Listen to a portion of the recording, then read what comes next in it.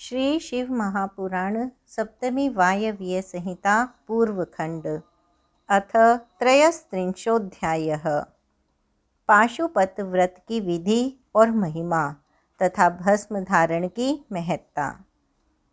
ऋषि बोले, भगवन, हम परम उत्तम पाशुपत व्रत को सुनना चाहते हैं, जिसका अनुष्ठान करके ब्रह्मा आदि सब देवता पाशुपत माने गए हैं। वायुदेव ने कहा, मैं तुम सब लोगों को गोपनीय पाशुपत व्रत का रहस्य बताता हूँ, जिसका अथर्व वेद के शीर्ष भाग में वर्णन है तथा जो सभी पापों का नाश करने वाला है। चित्रा से युक्त पौर्णमासी इसके लिए उत्तम काल है। शिव के द्वारा अनुगृहीत स्थान ही इसके लिए उत्तम देश है, अथवा क्षेत्र, बगीचे आदि तथा वन प्रांत भी शुभ एवं प्रशस्त देश हैं। पहले त्रयोदशी को भली भांति स्नान करके नित्य कर्म संपन्न कर लें, फिर अपने आचार्य की आज्ञा लेकर उनका पूजन और नमस्कार करके व्रत के अंग रूप से देवताओं की विशेष पूजा करें।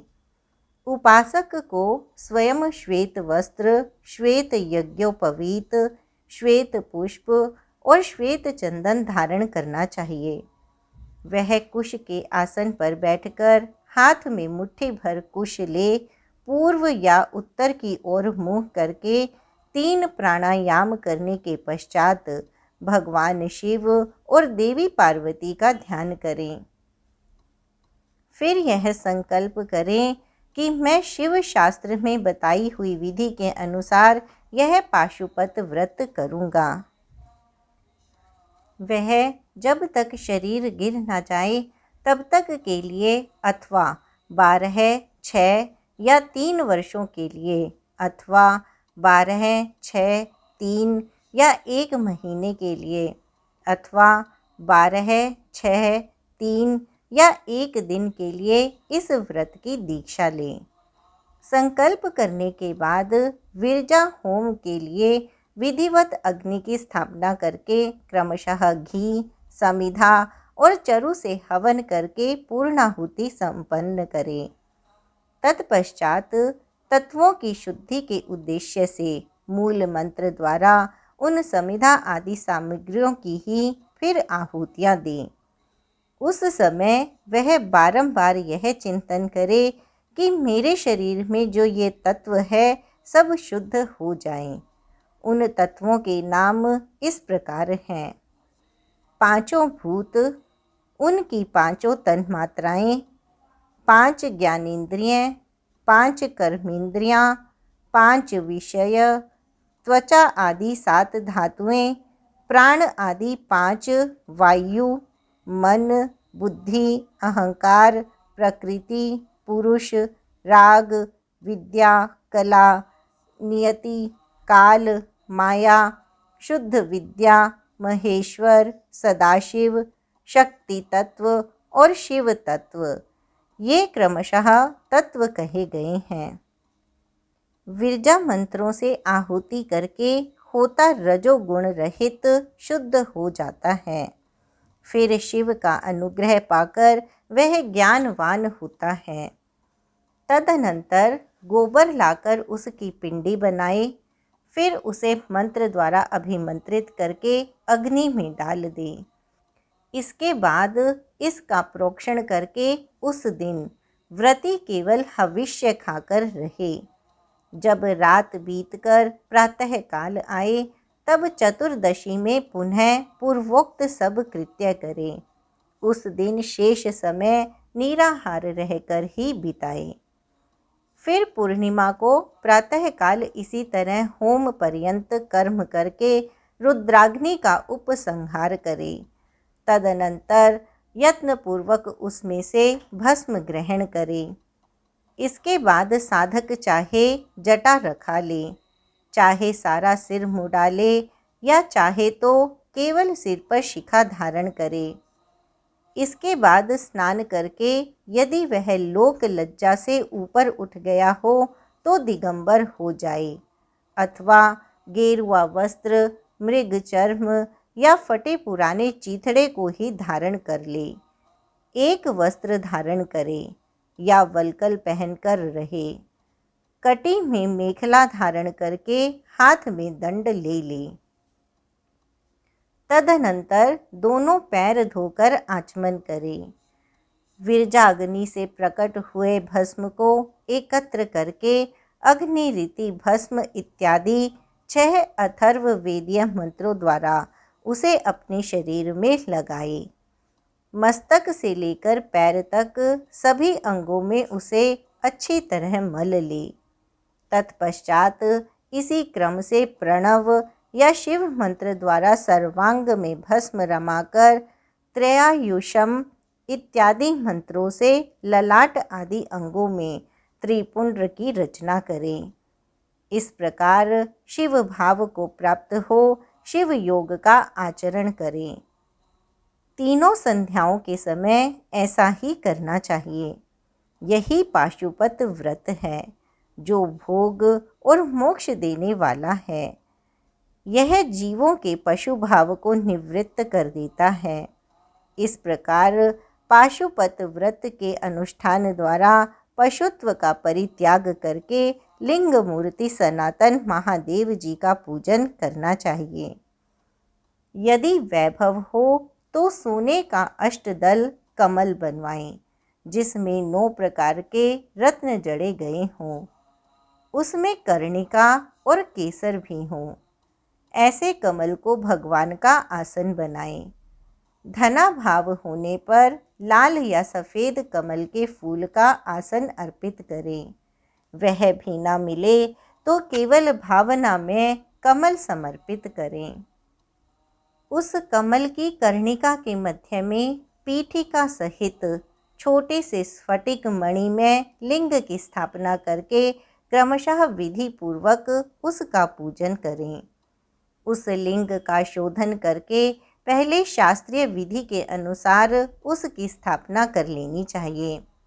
फिर आसन दे पंचमुख के प्रकार से मूर्ति की कल्पना करके पंचगव्य आदि से पूर्ण अपने वैभव के अनुसार संगृहीत भरे हुए सुवर्ण निर्मित कलशों से उस मूर्ति को स्नान कराएं।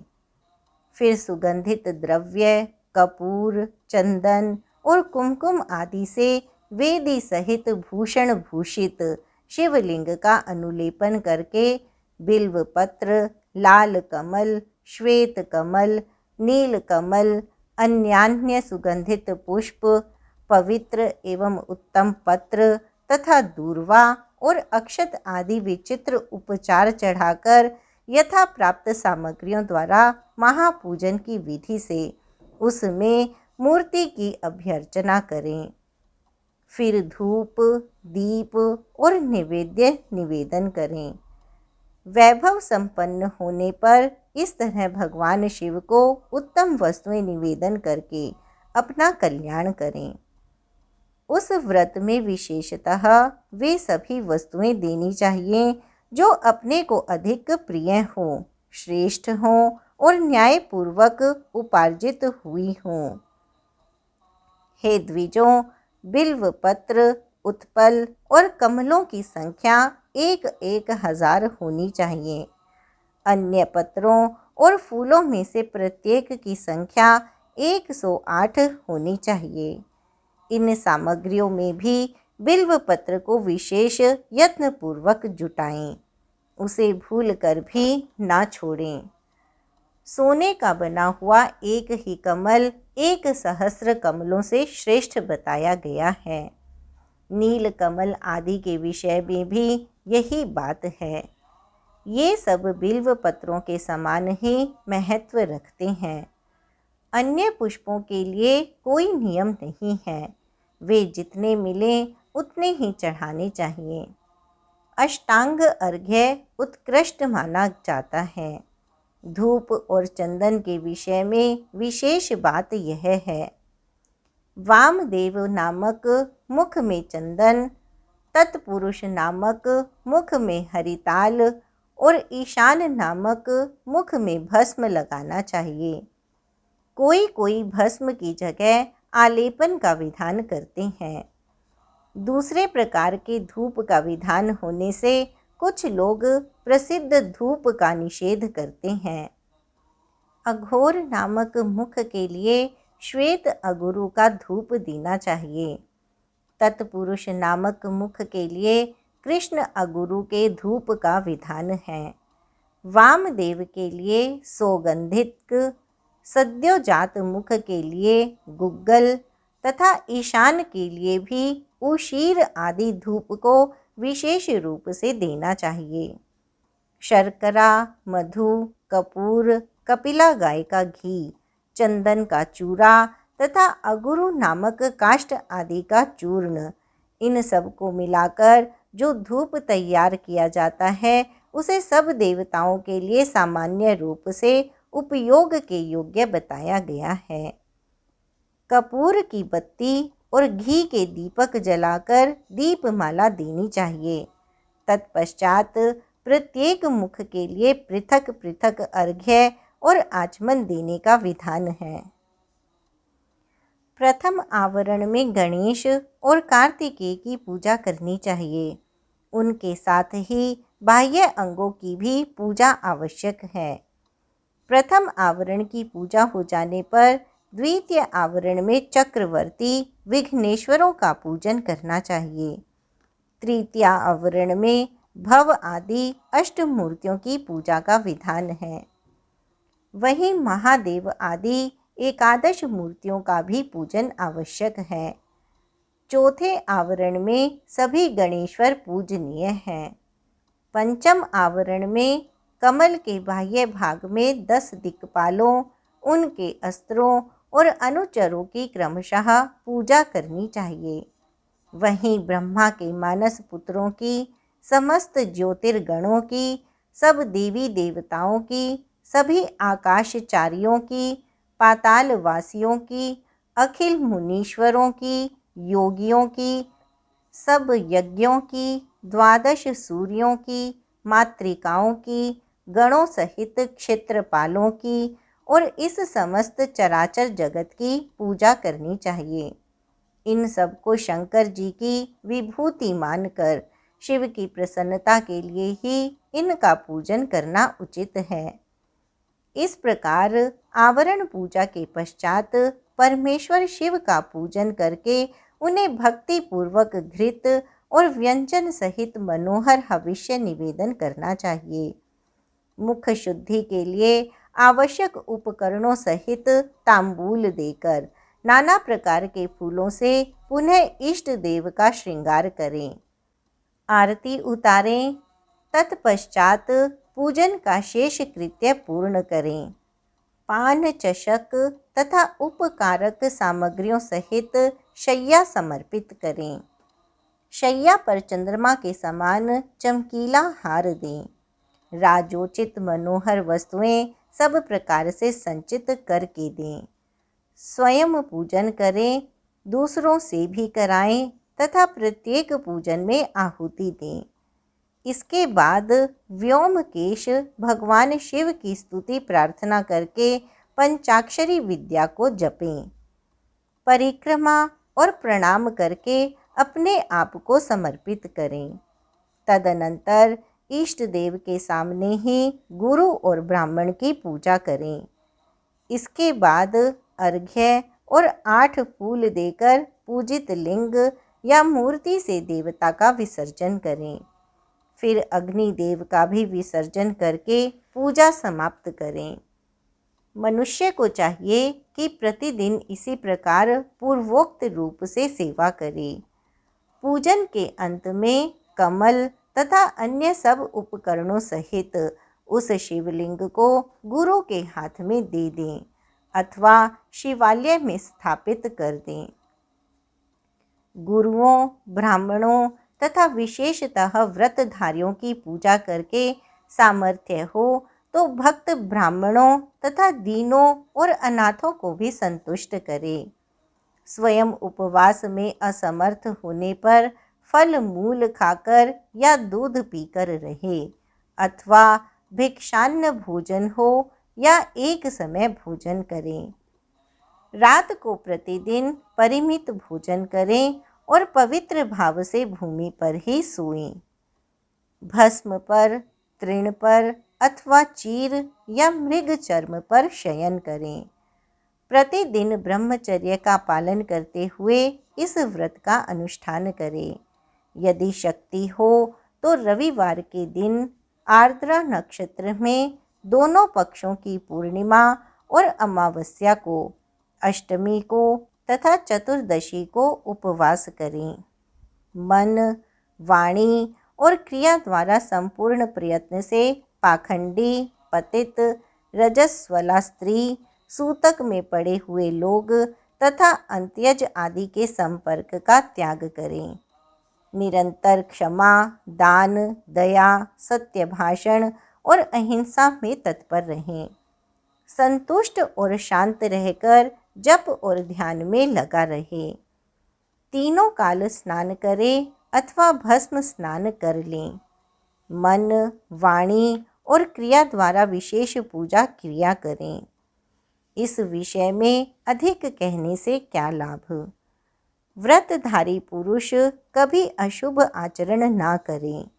प्रमादवश यदि वैसा आचरण बन जाए तो उसके गुरु लाघव का विचार करके उसके दोष का निवारण करने के लिए पूजा, होम और जप आदि के द्वारा उचित प्रायश्चित करें। व्रत की समाप्ति पर्यंत भूल कर भी अशुभ आचरण ना करें।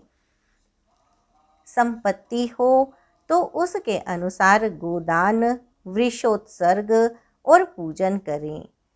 भक्त पुरुष निष्काम भाव से शिव की प्रीति के लिए ही सब कुछ करे।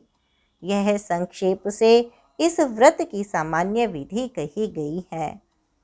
अब शास्त्र के अनुसार प्रत्येक मास में जो विशेष कृत्य है उसे बताता हूँ।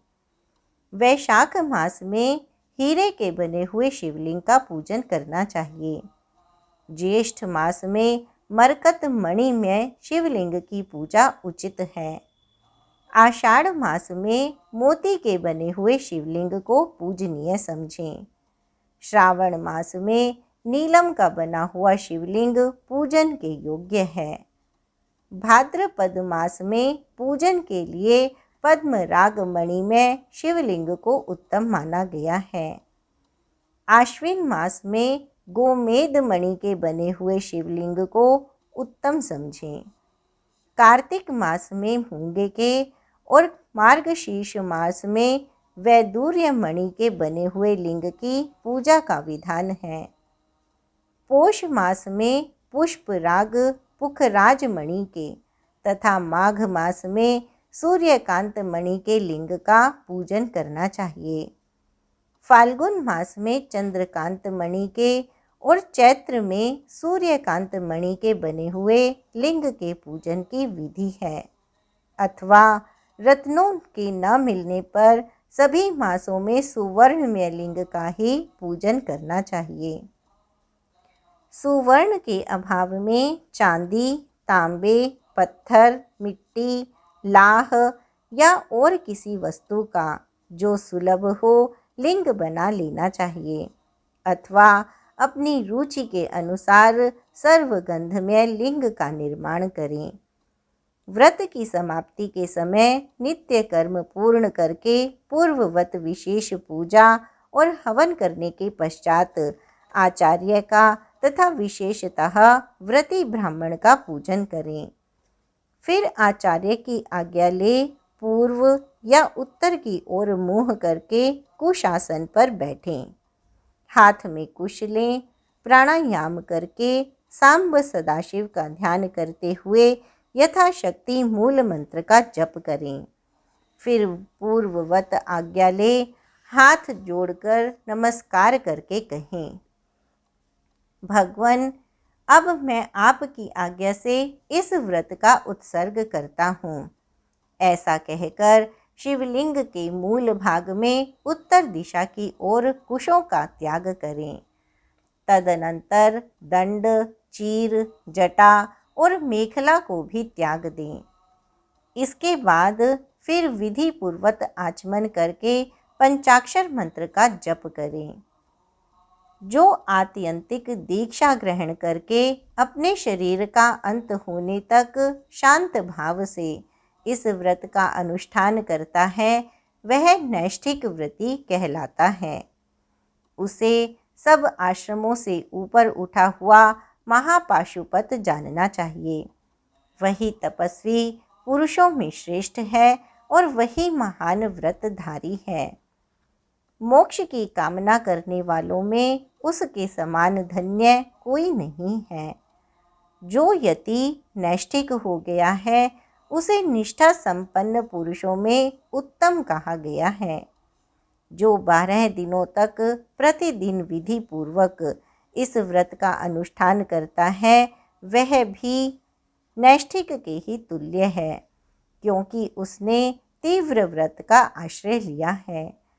जो अपने शरीर में घी लगाकर व्रत के सभी नियमों के पालन में तत्पर हो 2-3 दिन या 1 दिन भी इस व्रत का अनुष्ठान करता है वह भी कोई नैष्ठिक ही है।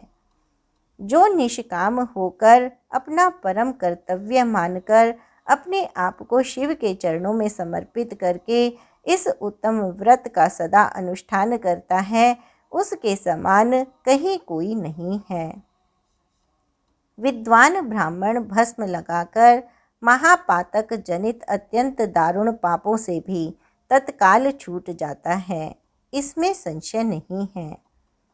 रुद्राग्नि का जो सबसे उत्तम वीर्य है वही भस्म कहा गया है। अतः जो सभी समयों में भस्म लगाए रहता है वह वीर्यवान माना गया है। भस्म में निष्ठा रखने वाले पुरुष के सारे दोष उस भस्माग्नि के संयोग से दग्ध होकर नष्ट हो जाते हैं। जिसका शरीर भस्म स्नान से विशुद्ध है वह भस्मनिष्ठ कहा गया है। जिसके सारे अंगों में भस्म लगा हुआ है, जो भस्म से प्रकाशमान है, जिसने भस्म में त्रिपुंड्र लगा रखा है और जो भस्म से स्नान करता है वह भस्मनिष्ठ माना गया है। भूत, प्रेत, पिशाच तथा अत्यंत दुस्सह रोग भी भस्मनिष्ठ के सानिध्य से दूर भागते हैं, इसमें संशय नहीं है। वह शरीर को भासित करता है इसलिए भसित कहा गया है तथा पापों का भक्षण करने के कारण उसका नाम भस्म है। ऐश्वर्य कारक होने से उसे भूति या विभूति भी कहते हैं। विभूति रक्षा करने वाली है, अतः उसका एक नाम रक्षा भी है। भस्म के महात्म्य को लेकर यहाँ और क्या कहा जाए। भस्म से स्नान करने वाला व्रती पुरुष साक्षात महेश्वर देव कहा गया है। यह परमेश्वर रुद्राग्नि संबंधी भस्म शिव भक्तों के लिए बड़ा भारी अस्त्र है, क्योंकि उसने धौम्य मुनि के बड़े भाई उपमन्यु के तप में आई हुई आपत्तियों का निवारण किया था। इसलिए सर्वथा प्रयत्न करके पाशुपत व्रत का अनुष्ठान करने के पश्चात हवन संबंधी भस्म का धन के समान संग्रह करके सदा भस्म स्नान में तत्पर रहना चाहिए। इति श्री शिव महापुराणे सप्तम्यां वायवीय संहितायां पूर्वखंडे पशुपति व्रत विधान वर्णनम नाम 33 इस प्रकार श्री शिव महापुराण के अंतर्गत 7वीं वायवीय संहिता में पूर्व खंड के पशुपति व्रत विधान वर्णन नामक 33वां अध्याय पूर्ण हुआ।